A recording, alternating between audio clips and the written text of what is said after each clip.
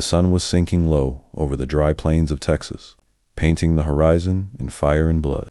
As Clara ran with all the strength left in her trembling legs, the pounding of her heart nearly drowning out the thunder of hooves and the savage squeals that echoed behind her. She had never thought wild hogs could be so vicious, but now she understood why old ranchers called them demons of the brush. Their tusks glinting, their beady eyes red with hunger as the beasts gained ground on her with terrifying speed, her light summer dress whipping against her legs as dust rose in choking clouds around her. She glanced back only once, and the sight nearly froze her blood. 6 of them at least, barreling forward with unstoppable rage, kicking up dirt, tearing through the open land as if the whole desert bent before their fury. And for a moment despair clawed at her throat, whispering that this might be her last breath, her last race against death itself, until a sharp, commanding voice cut through the chaos like a gunshot. Clara. This way. And there he was, atop a broad-chested bay horse, the cowboy whose name she barely knew, a stranger to her world, yet somehow a figure who seemed carved out of the land itself, hat-shadowing eyes that burned with resolve. His denim shirt stretched taut across his shoulders, one hand steady on the reins, the other reaching for the rifle slung at his back.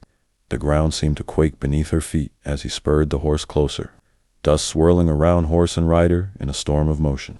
And in that instant she saw hope where moments before there had been none. Though her lungs screamed for air and her legs felt like lead, she forced herself to push forward, closer to him, closer to the salvation galloping at her side. And then the air cracked with thunder, the rifle in his hands kicking once, twice, each shot echoing across the canyon of her fear. And she saw 2 of the monstrous hogs collapse mid, squeals ripped from their throats as their bodies rolled in the dirt. But the others did not stop, rage only fueling their charge, and she cried out his name, though she barely knew it, a desperate plea on her lips, before his arm reached down, strong and certain, fingers closing around her wrist with a grip that pulled her from the jaws of death. Her body lifted off the earth in a single fluid motion as he swung her onto the saddle before him, her breath colliding with his as the horse surged forward, hooves striking sparks from the hard ground, the hogs bellowing behind them in wild fury. She clung to him, one hand gripping the leather vest at his chest, the other bracing against the saddle, feeling the raw power of the animal beneath them, every stride carrying them further from death.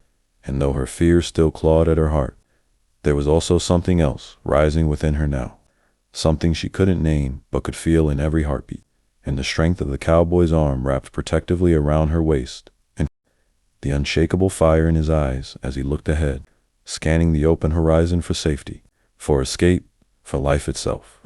And in that moment Clara knew 2 things with unshakable certainty: that the wild hogs had not seen the last of them, and that this cowboy, this stranger who rode with courage, burning brighter than the setting sun, was about to change her destiny forever.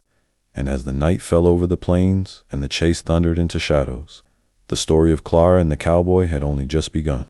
So if you want to ride deeper into this tale, to feel every gunshot, every heartbeat, every turn of fate with us, don't forget to hit that subscribe button, because the adventure ahead will only grow wilder, darker, and more unforgettable. The moon rose high over the desert that night, silver light spilling across the plains, where the wind whispered through dry grass and the echo of hooves had finally quieted.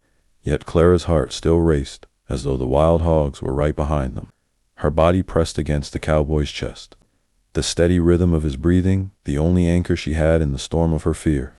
And for a long while neither of them spoke, the silence broken only by the soft snort of the horse and the creak of leather, until at last she dared to lift her head, her voice trembling as she whispered, "You saved me," twice, and though she meant it as thanks, the words carried a weight deeper than gratitude.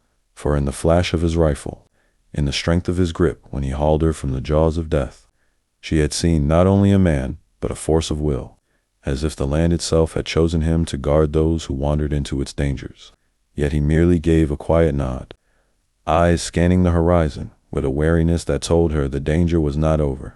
And sure enough, far in the distance, a chorus of guttural squeals rose once more, chilling the night air, reminding them both that wild hogs were relentless hunters, and though 2 had fallen, a pack that size would not give up until either it fed or it bled, tightening his hold on the reins. He leaned close enough that she felt the brush of his breath, low and steady against her ear. "We ride till dawn, Clara, no stopping, no looking back, you understand?" And though exhaustion clawed at her bones, she nodded, because in his voice she heard both command and promise, the kind of strength that made her believe even in the darkest hour. And so they pressed onward into the endless night. Their bond forged in fire and fear, growing with every heartbeat of the horse beneath them. And though she had only just met this cowboy, Clara knew that whatever awaited them at sunrise would bind their lives together in ways neither of them could yet imagine.